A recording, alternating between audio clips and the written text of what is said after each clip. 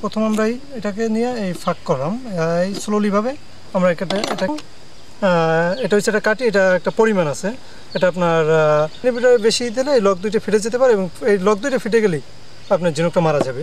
সেক্ষেত্রে আমাদের এখন সেট আপ, এই দেখেন এই আমরা বলো ওই ঘটনাটা। ঝিনুক 4 কোয়ালিটি বাংলাদেশে, একটা আছে আপনার চিকন, জোরে একটু লকটা ভেঙে দিতে হবে।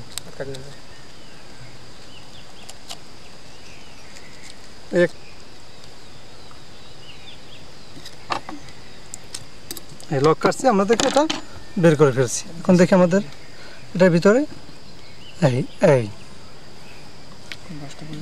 এই আমাদের এটার বয়স আপনার এই 1.5 মাসের। এই একটা দিচ্ছি আর অপোজিট আর একটা আছে।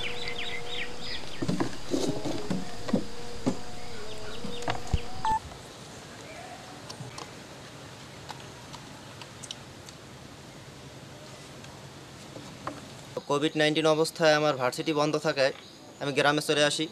গ্রামে আসার পর আমি এই সময়টাকে কাজে লাগানোর জন্য আমি প্রথমে পুকুরে মাছ চাষ করি। মাছ চাষ করার পর যখন আমি একটু সফল হই, এরপরে চিন্তা করলাম আমার প্রজেক্টটা একটু বাড়ানো যায় কিনা, ভিন্ন কিছু করা যায় কিনা। সে থেকে আমি ইউটিউব চ্যানেলে দেখতে পাই ঝিনুকে মুক্তা চাষ। তো ইউটিউব চ্যানেলে যখন এটা দেখলাম, তখন ইউটিউব চ্যানেল থেকেই আমি খোঁজ পাইলাম যে কুয়াকাটার ধলেশ্বর ইউনিয়নে সুজন হালদার নামে একজন মুক্তা চাষ করতেছে।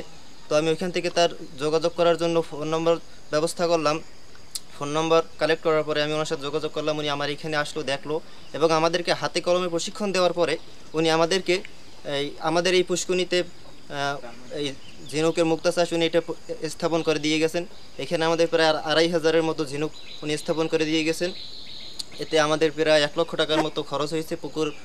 প্রথমে পুকুর আমাদের প্রস্তুত করতে হয়েছে। এরপরে মাছ চাষ করে এখন আমি মোটামুটি স্বাবলম্বী। আমি হঠাৎ করে চিন্তা করলাম যে আমাদের প্রজেক্টটা আমরা অন্য কোনো কিছু করা যায় কিনা। তাই হঠাৎ করে ঝিনুক থেকে মুক্তা চাষ ইউটিউবের মাধ্যমে আমি ওইটা ভিডিও দেখি। ভিডিও দেখার পরে কুয়াকাটা ধলেশ্বর ইউনিয়নের সুজন ভাইয়ের ইউটিউব চ্যানেলের নিচে নাম্বার দেওয়া থাকে। পরে তার সাথে আমি যোগাযোগ করি। যোগাযোগের মাধ্যমে সে আমাদের এলাকায় আসে এবং আমাদের হাতে কলমে প্রশিক্ষণ দেয় এবং তার কাছে আমরা ট্রেনিং নিই।